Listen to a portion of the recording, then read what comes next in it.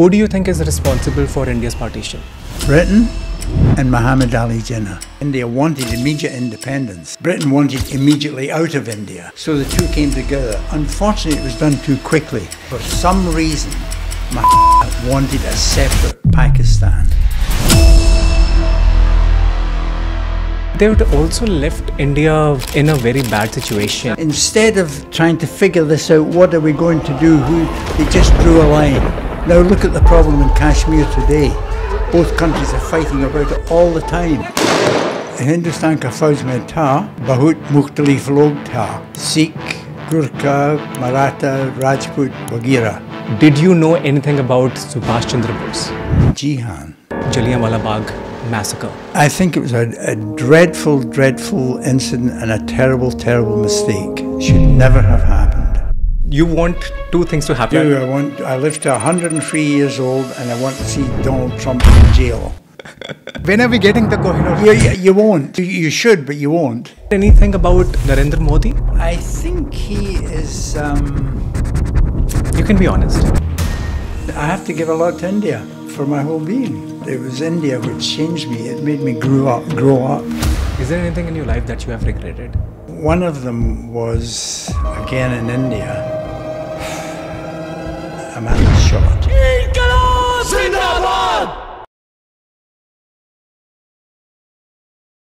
So this is one of the most rarest moments of my life because I think growing up, we have read in history about India's struggle to independence. Yes. And from the freedom fighters' perspective. Yeah. But for the first time, people are going to know from the British side of the perspective as well. Somebody who was there during the India's independence and has seen the partition himself.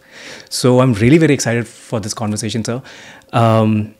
Before we get into like all the details, where did it start and how did you see everything unfold in front of your own eyes? How old are you? I am in my 98th year. 98 years. Yes. So pretty much what we are going to talk about today is happened somewhere around 80 years ago in your perspective. Correct. Yes, that's correct. So can you take us back because you started... Well, I can take you back to my start in Scotland. Yes. I was born in Scotland and during the Depression, and my father died when I was very young. What year was that? 1926, 27. Okay. And my father died when I was 2 years old, so my mother was left alone with myself and my brother. Fortunately, her grandfather had been a bit ahead of his time and had insisted that his children, the girls, be educated as well as the boys. So she was able to get a good teaching position, which was able to sustain us during the Depression. But at that time, as you know, Britain was at the zenith of its power. It was the world power of the time in the 1920s, 1930s. Yeah. And I grew up with a very different attitude then than I have now. For example, when you went to school, in every classroom there was a huge big map of the world. And of course, about half of it was painted red. Australia, New Zealand, India, Burma, Malaya, all the islands in the Pacific and the Mediterranean and so on.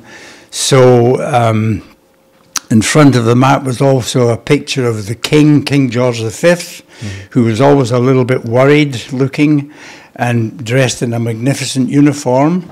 And his Queen Mary was always very upright and stable and staid and sober. So you knew with the king you were adequately protected, with the queen you were morally protected.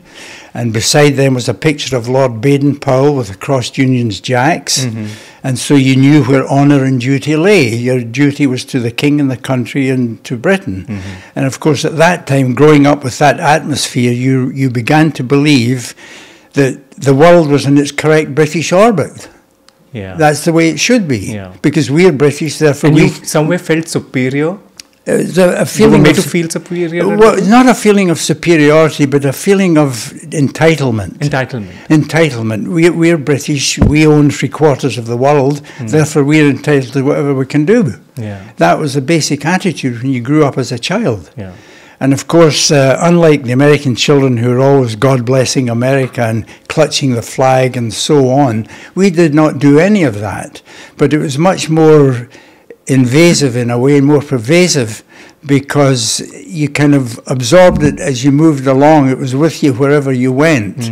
Your duty lay to the king and the queen and the country and the Britain generally. So you grew up with this attitude all the way through your life. Right. And was that the reason that also got you instigated towards joining British Army? Well, at that time, I wanted as a boy always wants to be something active, a policeman, a fireman, a soldier or whatever. So I wanted to be a soldier at that time, growing up as a young boy. How old were you at that time? Growing up all the 1930s, I was 12, 13, 14, up till 1939. And of course, the war came in 1939 and I was 13 or 14 years old. And so at that time, you felt obligated to do something towards the war, war effort. Yeah. So I joined the army cadets at that time, and of course you were therefore told how to shown how to shoot rifles and throw grenades and shoot machine guns and so on. And so from the age of about 13 on up till the age of 17, I was in the Army Cadets being taught how to basically injure and kill people. That's what the attitude at the time was, because you were in a war of survival. Right. And when I was at school, by the age of 16, there was an officer from the Indian Army came round all the major schools in Britain to try to get young men to join the Indian Army. And I thought at that time, I was 16 and a half, I thought, man, this is a great opportunity. I will volunteer to join the Indian Army. And of course, you must understand, I had been brought up with the attitude of Rudyard Kipling, with all the jingoistic poems and stories of Kim and Jungle Book and all the rest of it. Right. And so you had a firm belief in the rightness of things British. So when he came round and made this suggestion to try to join the Indian Army, I thought this is a great idea, so which I did. I was taken to London, I was interviewed in London, I spent a week down there where you had to sit examinations, you were physically examined, you were given intelligence tests and all the rest of it, and then a decision was made whether you were accepted as a cadet into the Indian Army or not. And fortunately I managed to pass that. But I left school before I sat the final leaving examination, so I had no academic qualifications other than what I already had, but I had no official qualifications when I left school. And I was then taken into the British Army initially for the first few months of training and then sent to India in early 1944 to Bangalore, to the Officer Cadet Training School in Bangalore. And how old were you when you landed in I India? was 17 years old. 17 years old? 17 and a half years old, yes. Amazing. When I landed in India, that's right. I was commissioned by the age of 18 to the 6th Gurkha Rifles. And as you know, at that time in India, there were many different regiments of different peoples. I'll try and speak in Urdu for a little bit. Yeah, of course. Hindustan ka fauj mein tha, bahut mukhtalif log tha. Sikh, Gurkha, Maratha, Rajput, वगैरह. इसलिए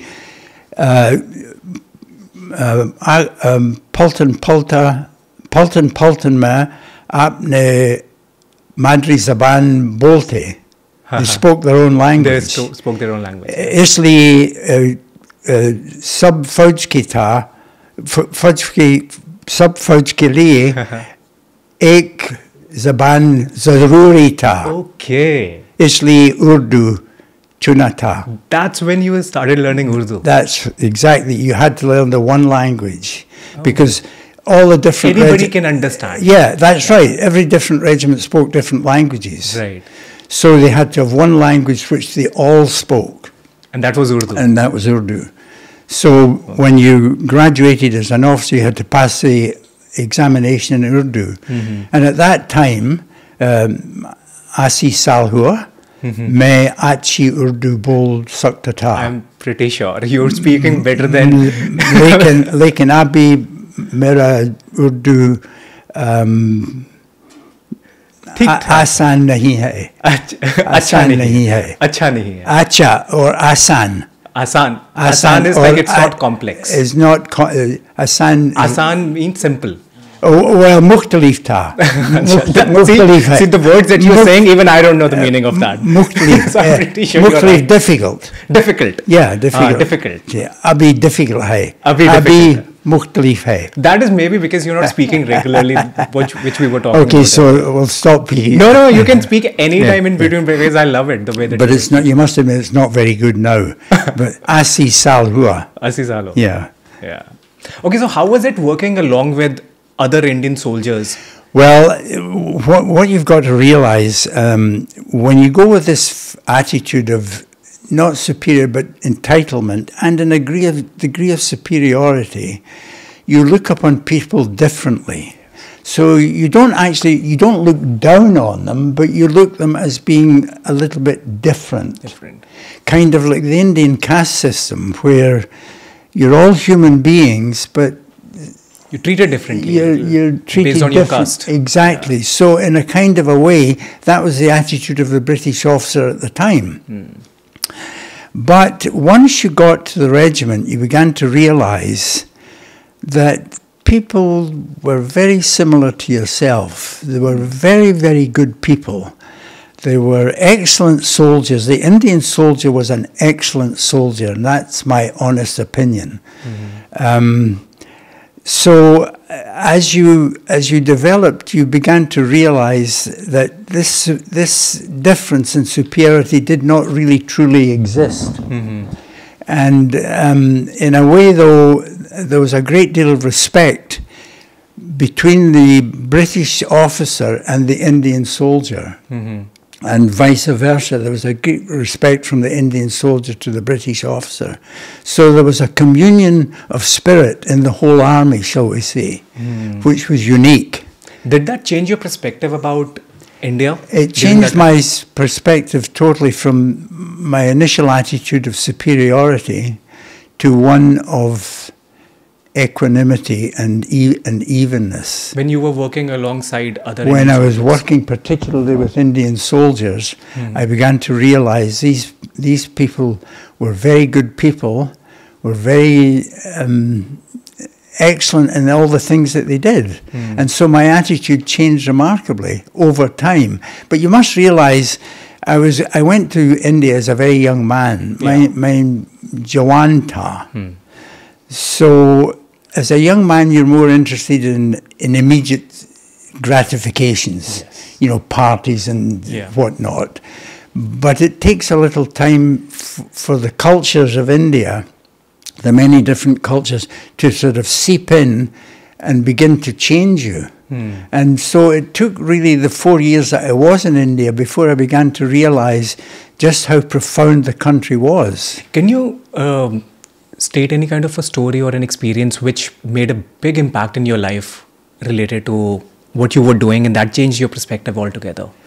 During the latter part of the war, I was in Burma. Fortunately, I missed most of the war. I only got into the very end of it. Okay. And the enemy, Dushman Japan tha. Yeah. Burma mein. Burma mein. Yeah. So isliye main Burma mein tha. Now, when I was there, we were stationed beside a field hospital. I was in the infantry, but the field hospital was stationed near us. And some of the doctors came to eat with us. And one of them said, "Would you like to come and watch an operation?" So I thought, well, what the hell? Nothing to lose. I'll go. And I went and watched. There was an Indian soldier who'd been shot in the head. And this, he was a neurosurgeon, was operating on him to take the bullet out. And for the first time in my life, I began to realize I had been taught from the age of 13 up until now how to kill and injure people. And here was a man who was doing exactly the opposite. He had been trained how to save people. Now, it didn't hit like a bullet. It didn't just suddenly say, "Oh, this is wonderful." But somehow or another, it filtered into my personality. That there's other ways of living rather than this total attitude towards warfare. Yeah. So that was one of the experiences I did have. And especially, like, I think the war which happened in Burma was one of the biggest challenges, and also like Indian soldiers performed very well during that. The Indian soldier was the main backbone of the army in Burma at that time under General Slim. And most of the soldiers were Indian. Right. There were some British soldiers, but mainly it was Indian soldiers. Like, in fact, there were 2.5 million Indian soldiers. Exactly, there were 2.5 million Indian soldiers, that's right. Yeah. And there was also, mind you, the Indian National Army under Subhas Chandra Bose. You know, that's one of my, this is one of the most asked question by the audience before before doing this podcast. Yeah. You know what I usually do? I go to my Instagram stories. Yes. And I ask people, what one question do you want me to ask the guest today? Okay, sure. And the most question was about, did you know anything about Subhas Chandra Bose? Jihan. Subhas Chandra Bose had been in the Indian Army, had been captured by the Japanese, and he changed his allegiance to try to get Indian independence, understandably.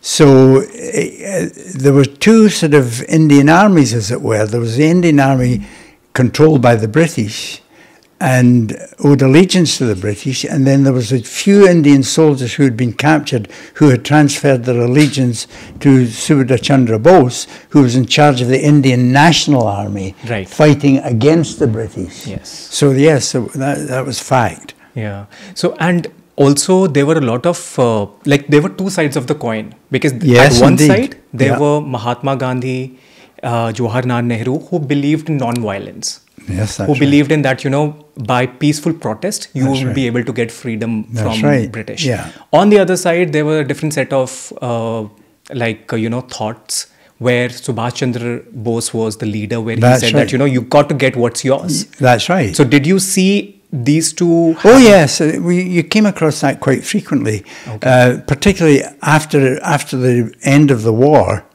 when India was trying desperately for its independence. Yeah. And there was Mahatma Gandhi, Pandit Jawaharlal Nehru, and Muhammad Ali Jinnah, who was a Muslim. Now, initially, when India wanted its independence from the 1920s onwards, these had been the three major players, and they wanted a unified India at that time. They wanted the whole of India to be unified.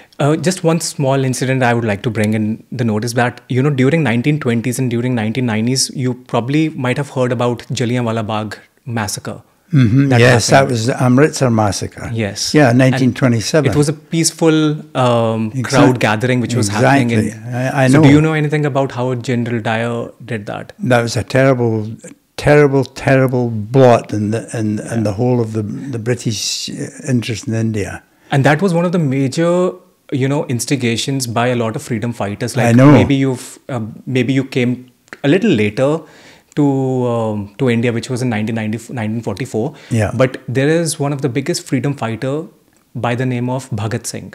Yeah. Who was hanged by the British, Bhagat Singh, Rajguru and Sukhdev. Exactly. They were all three, and they were in early 20s. That's right, and they were hanged by the British. Yeah. I know that. Yeah. No, I remember the Amritsar massacre was 1927. Yeah.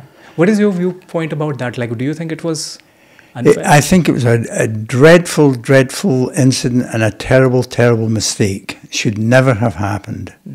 The people were peaceful. They were trying to get independence by peaceful means, and the army was brought in and shot them. I know that. It was a dreadful incident. And also we have heard a lot of, obviously we know that, sorry to say this, but British people treated Indians very badly. And they were like, even outside the theaters, they were like hoardings which could say that, dogs and Indians are not allowed. So this treatment, what is your perspective? Did you see anything at the time in front of your own eyes happening like that? Yes, that did happen. And again, it was part of the attitude of the times. That's what I'm saying when I went to India with this kind of attitude. Yeah. But how it changed as I was in India for the 4 years, I began to realize how wrong it was. And the attitudes of the people were so wrong at the time. Yeah. And I'll tell you something. My 3 major heroes in life, who they are: Mahatma Gandhi, Nelson Mandela, and Martin Luther King Jr., all black or brown. So that's why my attitude had changed completely in the 4 years that I was in India. Did you ever get an opportunity to meet Mahatma Gandhi? Or No, I wish I had, but no, I didn't. But did you see them? Oh, I've seen them. I saw them passing in a car once with Muhammad Ali, not Jinnah, with Pandit Nehru and Gandhi in the car. But it was just going past, that was all. Which year, do you know? Do you remember which year was that? No, I can't remember, no. It must have been 1946, something like that. I can't remember. And so there is a lot of conspiracy about Subhas Chandra Bose as well. That I think his body was never found in a plane crash that happened. Do you have any idea about that? I don't know about that. So that was a big, one of the biggest controversies. Yeah. And still, like, people haven't been able to find what is the reality behind it. And they said that, there could be some... You mean whether he was deliberately killed? Yeah. Well, it's possible. It takes you time in association with the different peoples of India to realize they were quite justified in what they were demanding and had been demanding for many years. The British had no right to be there. Yeah. But that was just maybe that you had to learn by actually going there and having to look into things. You had to learn to actually go there. And I was fortunate not only going there, but I had intimate relationships with Indian soldiers all the time, dealing with... Who did you find the most friendly vibes with? Is it... The most friendly? I think, this is an interesting thing. The whole time I was in India, I never once felt threatened. Never once. I travelled throughout the whole of India, and sometimes alone. I never at any point felt threatened. And to this day, I sometimes wonder about, I should have felt threatened, because why would they not dislike me? Why would they not try to do something to injure me? But never, ever did I feel threatened. Never once. And it's always stuck in my mind that way. And the other interesting thing, I'm somewhat amazed sometimes how little animosity that the Indian people actually had towards the British. They voiced a lot of opinions, but there was no real hatred and anger, which used to amaze me also. And yet, I kind of understand it, because Gandhi ji himself said, we have travelled a long way with the British, now let's leave it that way. In other words, don't fight. Don't be angry. Don't hurt. Yeah. And that was his whole way of doing things. Right. Yeah. What is your honest opinion about the crown itself? The crown? Yeah. Well, I have two mixed feelings about that. Okay. Because you see, in Britain, everything of note owes allegiance to the crown. The army, the navy, the air force, the police, the lawyers, the professors in the universities, they're all Regius professors appointed by the crown.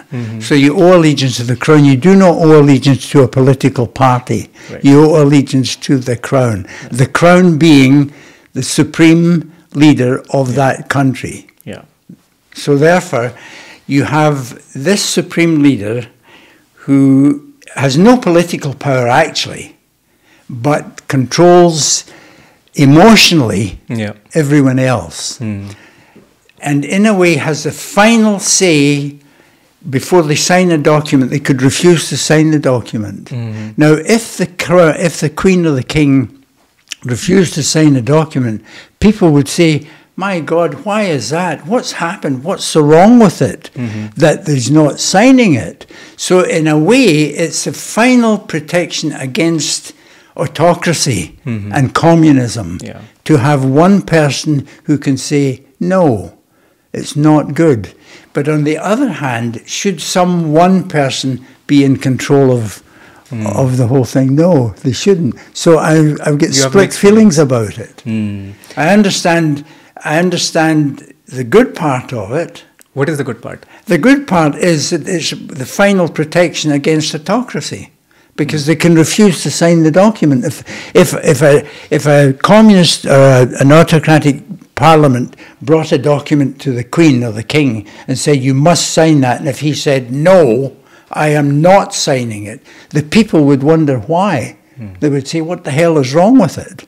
So it's a protection against final autocracy. That's why I like it. But on the other hand, I don't like it because of the superiority attitude of it. Yeah. But do you think, like, in a world like today's, crown, autocracy, these kind of things, or democracy? I believe in democracy, but I don't believe in autocracy, and I'm kind of dubious about the crown. So you have mixed feelings about the crown? Yeah, mixed feelings. But I have no mixed feelings about democracy and autocracy. I have no doubt about that. Yeah. Okay, so something that you remember from your experience about the things that happened during the freedom fight by Mahatma Gandhi or Muhammad Jinnah? Well, as you know, after I don't know where to quite begin with this. You see, unfortunately, India was wanting its independence immediately after the war, understandably. The British government wanted to get the hell out of India as fast as it could because they were poor, the war had finished, they were losing money hand over fist, the country was destitute. And they realized you could not control a country like India unless you had massive amounts of soldiers there to control the population. Well, they couldn't do this. After the war, all the soldiers were going home, and they were not prepared to keep on trying to control India. So they wanted to get the hell out as fast as they could.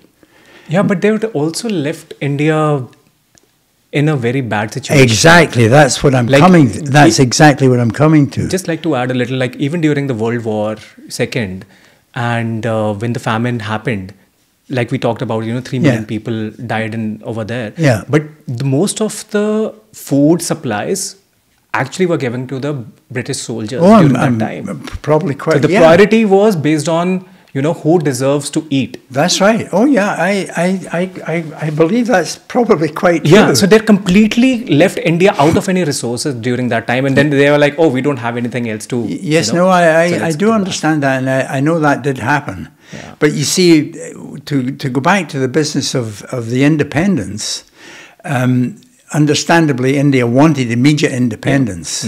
Britain wanted immediately out of India. So the two came together. Unfortunately, it was done too quickly. And the people let's go back a little bit. At one time, Muhammad Ali Jinnah, Gandhi, and Pandit Jawaharlal Nehru wanted a unified India. Now, towards the end, for some reason, Muhammad Ali Jinnah wanted a separate Pakistan. Can I add a question over here? Yeah. Who do you think is responsible for India's partition? Britain and Muhammad Ali Jinnah, these two. Because Gandhi and Nehru still wanted a total India, the whole country. But they even offered Muhammad Ali Jinnah to be the first Prime Minister of India when independence was proclaimed, and he refused.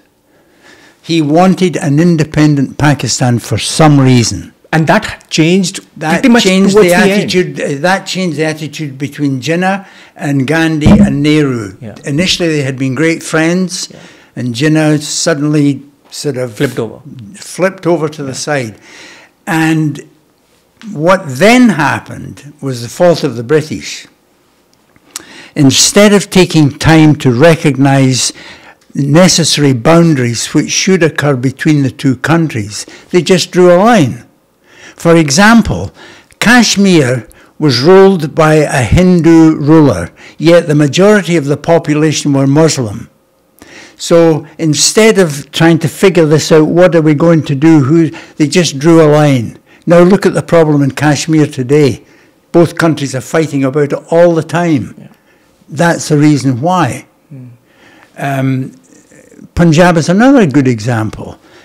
The Sikhs live in Punjab. Yeah. The very place where your leader of Sikhism was born is now in Pakistan. Yeah.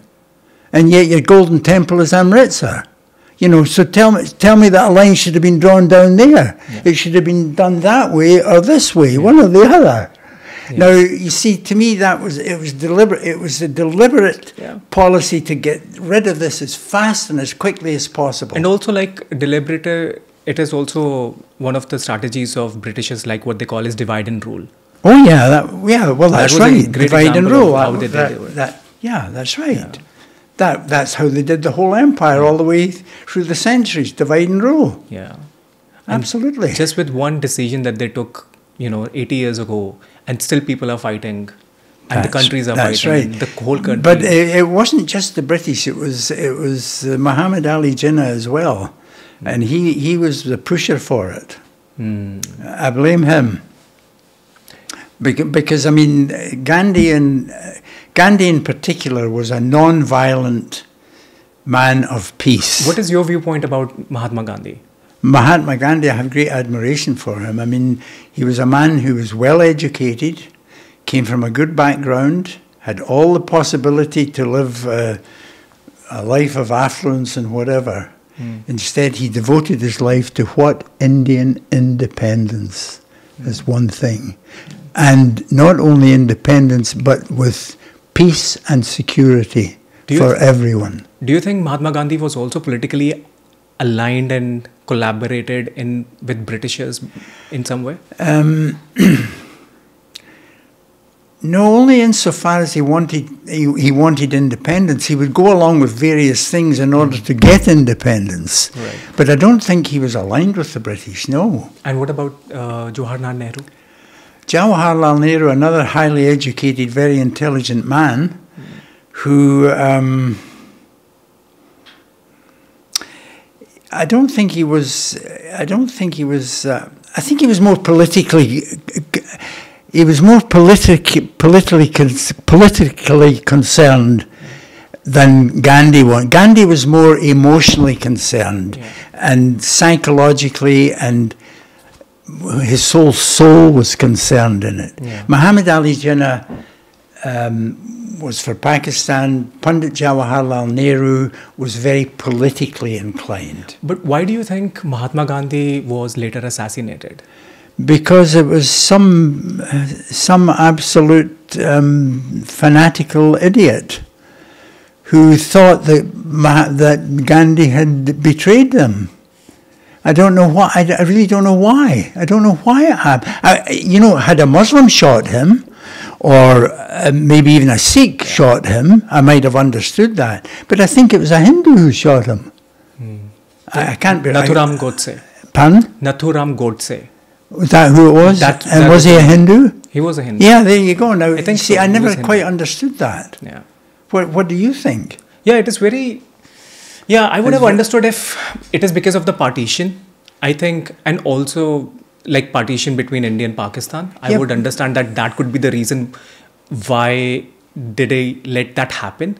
So I could understand the animosity from the Muslim side of the... Yeah, if a Muslim had shot him, I could understand that. That's right. Yeah. But if a Hindu shooting him, I couldn't understand that. It's a tragedy that when you think about it, that, well, I think it changed the whole country. Yeah. I think when Gandhi died, it changed the whole country. Yes, it totally did. The attitudes began to change, yeah. That's right. Yeah. So when did you leave India? In 1948. After independence. So you have seen India's fight with, like during India's independence, you have seen that what happened before the partition happened, during the partition. Yeah. Then around in 1948, I think, was it in January, where there was another battle between India and Pakistan? Well, I left in March or April of 1948, so I was there in January. Yeah. Well, there was a lot of trouble between, you know. No. Actually, I think in January, Mahatma Gandhi was assassinated. Oh yeah, that's right. Yes, that's right. He was. I think he was assassinated on 30th January or something. Yeah, that's right. Can you check if that's right? I'm sure it was 30th January. Yeah. Yeah. So 30th January he was assassinated. Yeah. So how was where were you during that time? I honestly cannot remember. In beginning of 1940. Oh, I know I was. Yes, I was in Madras at that time. I was down in southern India at that time. How was the situation during that time when Mahatma Gandhi got assassinated? What were people feeling during that time? Well, independence had already been achieved. So that was one thing that was on the good side. Yeah. The bad side was his assassination. A lot of the calmness disappeared. You know, in other words, he had been a profound influence on calming any kind of animosities. There was even one time he went on a hunger strike to stop the rioting which was occurring in Calcutta at that time, if I remember. And he went on a hunger strike to death. Yeah. He was going to die unless it stopped. Yeah. And it did stop. So he was very successful in using his behavior patterns to control situations, but it got out of his control politically. It became a political entity, no longer a feeling from the heart, but more from the mind. The mind, politically. Yeah. So you told me one incident just before this. You were telling me that when you saw a dead body being, like a person being treated on that changed a lot of perspective for you. Changed my attitude. Yeah. And after serving as a soldier, what did you do in your career later on? After I left India. Yeah. Well, I came back to Britain, and as I told you earlier, I had not passed the final examination for leaving school, which in Scotland is called the school higher leaving certificate. Now, in order to get any further training in university or anywhere else, you had to have your higher leaving certificate. Right. I didn't have it. So I was stuck. What the hell am I going to do? Fortunately, in Scotland at that time, you could sit an examination called the Scottish University Entrance Exam, which was a very difficult exam. If you passed that, you were then allowed to apply to any Scottish university for entrance to any faculty. It didn't mean you would be accepted. It meant you could apply. So I thought, I have got to pass this exam. Right. So I went home. I studied like hell for some months. I sat the exam. What did you study? And passed it. Well, it was mathematics, physics, chemistry, English, history, the whole boiling. Okay. It was everything. And you had to have, but the interesting thing, you had to have a different language. I chose Urdu. Oh, is it? So I sat an exam in Urdu and passed it. इसीलिए your Urdu, आपकी उर्दू अच्छी है. My Urdu अच्छी नहीं है. अभी अच्छी नहीं है. At least you understand. But you see, so I managed to pass that exam. Yeah. And therefore I then applied for medicine, because what had happened in Burma these years ago, it suddenly began to click. What would I want to do with the rest of my life? I had been taught how to kill from the age of 13 to 21. Yeah. That's all I had learned how to do. And now, what am I going to do for the rest of my life? And so this incident of the Indian soldier shot in the head in Burma, click. What am I going to do? Maybe I should try to help people instead of trying to kill them. And that's how I became, applied for medicine. And then after medicine, of course, you graduate and you spend your 1 year, in Britain they call that a house doctor, here they call it an intern. You do medicine and surgery. And after that, I thought, what am I going to do from now? I wanted to be a pediatrician. That was one who deals with children's diseases. So I went to a children's hospital in Scotland, and for the first 6 months I was there, there was one little boy who was the same age. I had a son at that time who was age 3. This little boy was age 3, and he had an incurable leukemia, and he was very sick and very ill, and the only person he would allow to do anything with him, because I became very attached to him, was me. He wouldn't allow the nurses to take blood off. He wouldn't allow them to feed them. I had to feed him. I had to take the blood off. I had to give him any medication. He was the only one who would allow him to touch him. And I became extremely attached to this boy. Unfortunately, he died. And I realized at that time I could not be a pediatrician, because I became too attached to the children. So I then decided I'm going to do something else. And the one aspect in medicine where you don't have to deal with people really all that much is anesthesiology. You deal with them on a table, but you're not dealing with them all the time. So this emotional aspect of the childish thing, I realized I don't want to become too emotionally attached, so I'll become an anaesthetist. So that's what I did. So that's how you became an anesthetist. Right. And then when did you move to Canada? 1955 or 56. You know, it is very interesting that even for choosing a subject that you chose as a language subject, you could have chosen French because, you know... No, I didn't like French. I was very bad at French in school. Oh, is it? I remember one mark I got in my French examination at school was 19 out of 100. Not very good. So no, I didn't choose French. I chose Urdu. Oh, yeah. And I passed it. And you passed it? Yeah. You know, I chose French. Oh, well, and that was for 6 months, and that is where I met my wife. Oh, well, good for you. Well, but I never understood French that well. You know, there's one little interesting part of my time in India, which is a bit... You know, at one time, the people in what they called the tribal territories between Afghanistan and northwest India used to raid into India all the time. Yeah. And they would kill off a few people and steal a few women and pinch the cows and the sheep and go back into the tribal territories. Yeah. And there was nothing you could do about it. 1947 at some point, there was a raid from the tribal territories into northern... What year was it?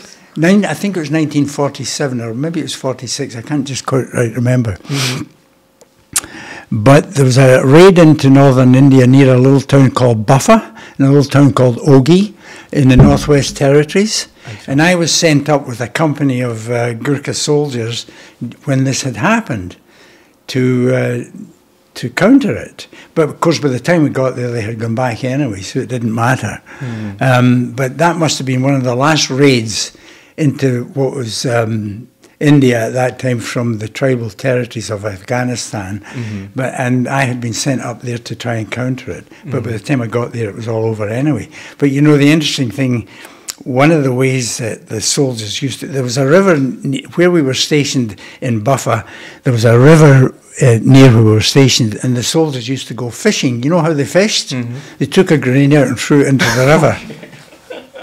And of course that stunned the fish, and then they would collect the fish. That was how they fished. That's a convenient way to fish. Yeah, very good. Yeah. Okay, so you came to Canada in 1962, you said? 1955, 56. Okay, and you pursued medicine, worked as a... Well, the reason I came to Canada was the Canadian... At that time, as you know, we were in the middle of the Cold War between communism and the West. You know, Britain, the NATO countries, America, and Stalin's Russia. Right. There was a distinct... That was called the Cold War. How do you see Canada, US, and Britain today? Today. And India, if you have any idea about what's happening in India. How do I view them? Well, we have to maintain a NATO alliance, or we'll be overrun by Russia. I'm sure of that. I mean, America is very important. That's why this coming election is very important. Because if he gets in, he'll knout out to Putin. Who? Trump. If Trump gets in at this next election, you want two things to happen. You said something. Can you I say do. that? I live to 103 years old, and I want to see Donald Trump in jail. It's that simple.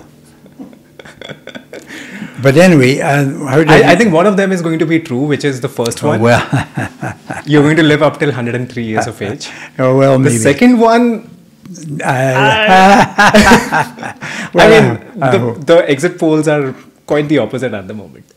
Well, I think if he gets in, it's game over for democracy. But why do you think that Trump is not good for the US? Because he's only concerned with himself. He's a total narcissist. He's concerned with nothing but himself. He's angry at everything. It's all about him. It's never, ever about anyone else. It's always about Donald J. Trump. I call him Donald J. Trumpet. But, I mean, can you think of any good thing that he has done?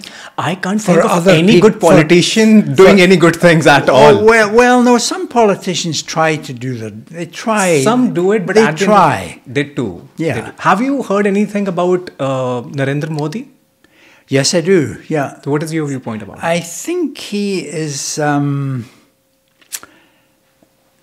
can be honest. I think he is very concerned with India's future, correctly. Yeah. But I think he tends to be a bit on the autocratic side. And for some people, I think it would be difficult to deal with. So your viewpoint is somewhere like Trump in his... Well, no, he's not as bad as Trump. Oh, God, no. No, he's not. You have mixed feelings about him. I have mixed feelings, like you have for Well, Crown. I'll tell you why. Because, look, India wanted its independence and got it. But then, instead of a unified India, you ended up with three countries: Pakistan, Hindustan, Bangladesh. Yeah. Okay, so now you have three little countries, not three little, but three countries. Now the Sikhs are wanting a separate Khalistan. So you want to break it up even more. So you want another little country. Yeah. India doesn't want that. No, that's right. So Modi at least wants to try to keep a unified India. Now, I don't know who's right and who's wrong in this atmosphere, because I understand the Sikhs understandably want their independence. From what? Well, but you see, people... Emotionally, people want certain things. Maybe politically it isn't correct, but emotionally, I understand that being Scottish. I mean, I want independence from England. England and Scotland have fought for hundreds of years, and yet finally in 1707 they became unified. They were unified in 1601 with the Crown when Queen Elizabeth died, and James I of Scotland, James VI of Scotland became James I of England. So they were unified by the Crown. Then they became politically unified in 1707 when the two countries' parliaments joined together. Yeah. So they unified. But ever since then, there's still been a Scottish independence movement. They want their independence. Now, as an emotional Scotsman, I would like to see Scotland independent. But as a political Scotsman, I say that's stupid. Yeah. You're breaking up a country which is small enough already into smaller parts. Why? Politically, it doesn't make any sense. Yeah. It's the same with the Sikhs in Khalistan. Yeah. Politically, it doesn't make sense. I can understand emotionally why they want to. Politically, I don't think it's a good idea. So in that way, Modi is correct. Okay, so this is one of the questions that I had. Have you heard about Kohinoor? About what? About Kohinoor Diamond? Oh, the Kohinoor Diamond. Oh, when are we getting back? It's in the British Crown. When are we getting the Kohinoor Diamond? You won't. You should, but you won't. You probably won't get it back. Do you know the story behind Kohinoor? Not really, but I know it's a huge big diamond in the British Crown now. Yeah, so basically this was a diamond which was in India, yes, in I know. Punjab. Yeah. And the king during that time, who was a young boy, around 11 years old. Oh, I see. And Yeah, he yeah. signed that document without knowing that And he was giving away gave it over to the British to Crown. the British. Yeah. And Yeah. since then, legally, they have. Well, you might. Yeah. Well, then you might get it back. Who knows? Well, Every Indian is asking that question. well, you know, there's a gradual feeling. If you notice, some of the artifacts from Greece and so on have been given back to Greece from the British Museum, and there's a gradual feeling of these things which were taken from countries to Britain maybe ought to be given back. And that has begun to happen. Yeah. So who knows, in 500 years or 1,000 years, maybe the Kohinoor will be given back. 5,000 years. But I wouldn't hold my breath. Yeah. I mean, this is very emotional, sentimental. Yes, for I Indians. understand. Oh, I understand. Every time there is a conversation, one of the questions is always about when are we getting the Kohinoor back? Well, I can understand it, but I wouldn't hold my breath. Okay, so what is one thing that you have learned in your life that you would like to advise some people in your 98 years of your life? What is one thing that you have learned and you would like to advise to people? To be tolerant, to be understanding, and to converse instead of fight. Basically, that's my philosophy. Is there anything in your life that you have regretted? Regretted? Too many things to mention. What on top of your mind comes to your mind? Well, one of them was, again, in India, where I was in charge of when I was in charge during a riot, and a man was shot by my soldiers, and I've regretted that ever since. What happened? What can I say? I mean, what can I say? I was in charge, and the riot was there, and people were being injured and killed, and we had to go in and stop it. And unfortunately, I had to order one of the soldiers to kill someone, which he did. I've regretted it ever since. Which part of India was that? That was in which is now Pakistan. It was in a place called Havelian, which is near Abbottabad. Near? Ahmedabad? Pardon? Near Abbottabad. It was in Pakistan. It's now Pakistan. It was India at the time. And Abbottabad was, I don't know if you'll understand this, Hamara Paltan Kachaoni Tha. Our regiment's cantonment was in Abbottabad. Okay. And Havelian was a town near Abbottabad. Okay. And it was in Havelian where this disturbance was taking place. And I had been ordered to go down there with the troops. So that's one thing I regret. If there's one thing that you would like to tell anyone who's watching or listening to this conversation, may that be Indian, from Pakistan, Bangladesh, Britisher, what is one message that you have for them? Instead of fighting, sit down and talk and come to a resolution, because you can do it. Everybody has their own opinion, but you can come to a compromise which satisfies without killing people. That's one of the things I would say. Thank you, sir. I Thank had you. a Thank you wonderful very much. conversation with you today. Well, thank you very much. And I would just like to say that I think it's very, like I said when I started, that it is one of the rarest opportunities that I got in my life. And thank you to Vasu as well for making me meet with you. Well, I'm touched. Yeah, and I think you bring a very different perspective, and I am so glad, and I'm also so grateful that it was a medium that had to go through from this point of view, and you sharing your story. Well, I tell you what, it was India which changed me. It made me grow up. That's where the change occurred. From then on, it was just development, but that's when the initial change occurred. Yeah. And then it's just development from then on. Yeah. But it was from India. Yeah. So I have to give a lot to India. for my whole being. So believe me, I totally, thoroughly respect the Indian people. All right, sir. Thank you so much. Thank you very much indeed. Thank you. Been a pleasure. Same here. Thank you for listening to this podcast. And if you're not subscribed yet, then click right now and subscribe, because every week I'm going to post a video or a podcast, and it is going to be about marketing, content creation, and business. And if you want to check out some other videos and interviews, then here are some of my recommendations for you.